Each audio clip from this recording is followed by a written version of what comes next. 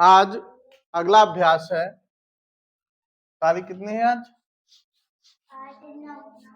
9 तारीख है। 9/10/2024। ठीक। आज अगला अभ्यास है। अभ्यास का नाम है बीजीय व्यंजक। क्या नाम है? बीजीय व्यंजक।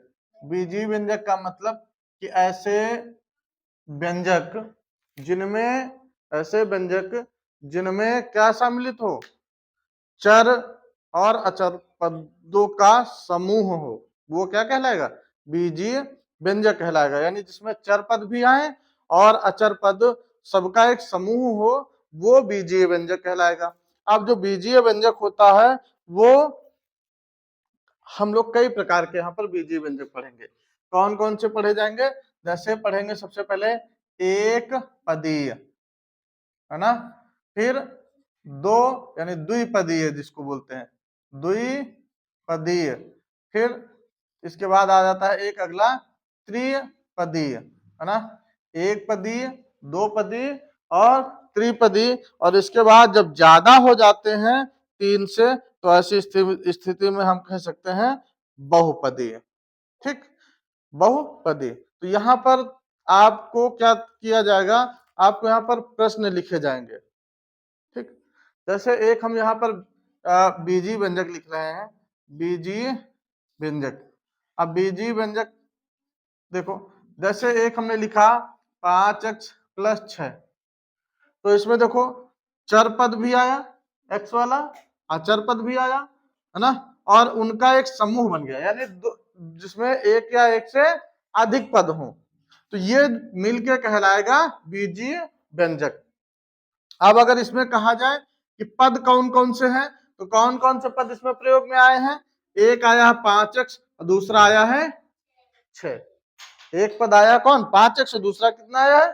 6। तो ये हमारा क्या कहलाएगा? ये मतलब बीजीय व्यंजक के पद कहलाएंगे। बीजीय व्यंजक के क्या कहलाएंगे? पद। अब यहीं से अगर आपसे ये कहा जाए इसमें कितने पद हैं, तो कितने पद निकला? एक ये 5x निकला, दूसरा 6 निकला, तो बीजीय व्यंजक में कितने पद हो गए? 2। इसी तरह से जैसे मान लीजिए एक समीकरण यहाँ एक और हमने दे दिया, जैसे 5x3 + 3y + 6 अलग अलग है। ठीक, तो यहाँ पर पद कितने मिले आपको? तो देखें, एक मिला हमको 5x3 पद, दूसरा मिला 3y और तीसरा मिला 6। तो यहाँ पर इसमें कितने पद हैं? 3 पद हैं। ठीक, कितने पद हैं? 3 पद। तो अगर पदों की दृष्टि से देखा जाए कौन सा पद है? जैसे यहाँ पर 2 पद आए थे, तो हम इसको बोलेंगे द्विपदीय व्यंजक। क्या बोलेंगे? द्विपदीय व्यंजक। इसमें कितने पद आ गए? 3, तो इसमें बोल देंगे त्रिपदीय व्यंजक। और जब 2 या 3 से और ज्यादा हो जाए, तो ऐसी स्थिति में हम फिर क्या बोलेंगे? बहुपदीय व्यंजक। क्या बोलेंगे? बहुपदीय व्यंजक। अब जैसे केवल मान लीजिए एक पद, जैसे यहाँ पे लिखा है केवल ये 5x लिखा, तो ये कितने पदीय है? केवल एक है, तो एक पदीय व्यंजक है।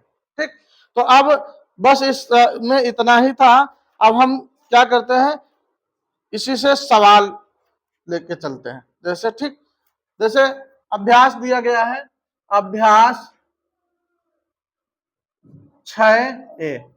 ठीक, ये तो उसकी मुख्य बातें थी। अभ्यास 6 में है, पहला क्वेश्चन क्या लिखा गया? कह रहा निम्नलिखित व्यंजकों के पदों को लिखिए। पदों को लिखिए। ठीक, यानी कहने का मतलब यह है कि इसमें कौन कौन से पद प्रयोग में आए हैं, उन पदों को लिखना है। एग्जाम्पल के तौर पे पहला सवाल है 5x + 6। 5x + 6। अब इसमें कौन कौन से पद आए हैं? एक आया है, अगर पद देखें तो एक आया 5x और दूसरा आया है 6। एक आया 5x और दूसरा क्या आया? 6 आया है। ठीक, तो बस यही हो गया। पदों को लिखिए। तो पद कौन कौन से? यहाँ पे ऐसे हम लिख सकते हैं, पद कौन कौन से आ गए हमारे? एक 5x, दूसरा 6। एक और क्वेश्चन देखते हैं 2 नंबर का। इसमें क्या है? a² - 3ab और माइनस का 4।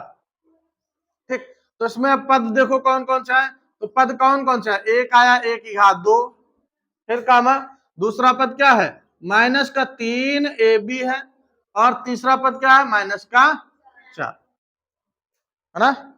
तो अब इसी तरह से यहां पर हम और क्वेश्चन लिख रहे हैं। अब जरा तुम लोग बताओ कौन कौन से, जैसे 4AX प्लस 6, इसमें पद कौन कौन से आएंगे, जरा अपनी कॉपी में फटाफट करो फिर आंसर बताओ।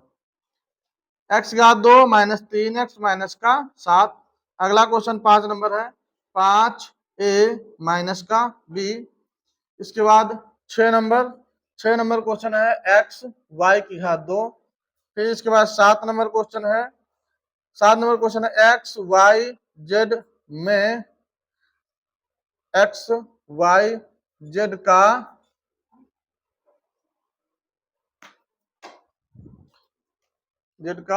गुणांक क्या है ना, गुणांक फिर खाली स्थान है। इसके बाद क्वेश्चन नंबर फिर 8 है माइनस का 3 y की घात 2 में y की घात 2 का गुणांक फिर खाली स्थान है। इसके बाद क्वेश्चन नंबर 9 लिखा है निम्नलिखित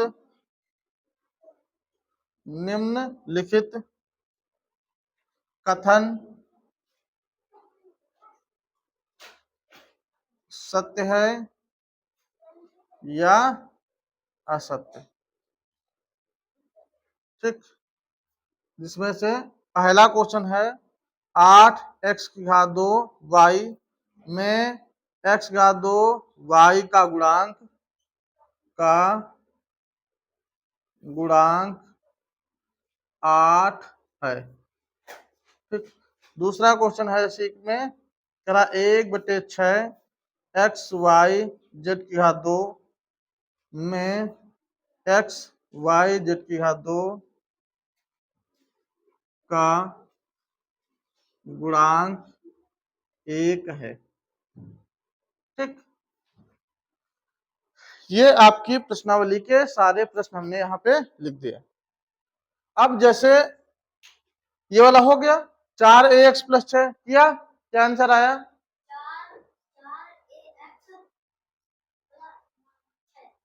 हाँ इसका आंसर क्या आ जाएगा, कौन कौन से पद है इसमें, 4AX है और एक दूसरा पद है 6। अच्छा, इसमें x की घात 2 कामा माइनस का 3x अगला पद है, फिर माइनस का 7। अच्छा, इसमें बताओ कौन कौन से पद हैं, 5A और माइनस का 6। अच्छा B है, हाँ तो B। ठीक, अच्छा अब 6 नंबर में कह रहा है x y की घात 2, है ना, तो इसमें पद कौन कौन सा है, तो इसमें केवल x y घात 2 यही एक पद है ना। अब ये तो थे कि कौन कौन से पद शामिल हैं। अब जो अगला क्वेश्चन है इनमें कहा गया है गुणांक। ठीक, तो गुणांक जब कहा जाए तो जिस को कहा जाए, जैसे कहा गया x y z में x y z, तो जिसका गुणांक कहा जाए उसको छोड़ दो, बाकी जो कुछ बचेगा वो उसका गुणांक होता है। ठीक, और गुणांक का मतलब होता है कि उसमें किस संख्या से गुणा किया गया है। एग्जाम्पल के तौर पे जैसे लिखा है, हम एक क्वेश्चन बताते हैं, जैसे यहां पर लिखा है 5x लिखा है, तो इसमें अगर हम कहें कि x का गुणांक क्या है, तो x को छोड़ दो, क्या बचा 5, x को छोड़ दे तो क्या बचा 5, तो x का गुणांक क्या होगा 5 होगा। अब जैसे कहते 5 का गुणांक बताओ क्या है, तो 5 का गुणांक x, यानी 5 को जिसका कहा जाए उसको छोड़ दो, बाकी जो बचेगा वही उसका गुणांक होगा। अब जैसे यहां पर लिखा है 3y, तो 3y में गुणांक बताओ क्या है, यानी 3 का गुणांक क्या होगा y, और y का गुणांक 3, बस। ठीक, तो यही यहां पर भी कहा गया एक्स वाई जेड में एक्स वाई जेड का गुणांक है, क्या है, जब हाँ एक्स वाई जेड इस पूरे का गुणांक पूछा गया। अब अगर मान लीजिए पूरे का गुणांक यहां पूछ दिया गया, तो यहां पर कोई अंक बचा ही नहीं, कोई संख्या नहीं बच रही। तो अगर कोई संख्या नहीं बच रही है तो फिर ऐसी स्थिति में हम क्या मानेंगे, उसमें एक का गुणा हुआ है। ठीक, क्योंकि एक से इसमें गुणा करो तो वही संख्या आ जाएगी ना, तो इसका मतलब इसका गुणांक क्या है, एक, तो यहां पर क्या भर देंगे, एक भर देंगे। अगला क्वेश्चन लिखा है -3y की घात 2, कह रहा -3y घात 2 में y की घात 2 का गुणांक है, तो y की घात 2 का गुणांक, अब y की घात 2 को छोड़ दो, क्या बचा, -3, तो जो बच गया वही उसका क्या होगा, गुणांक हो जाएगा।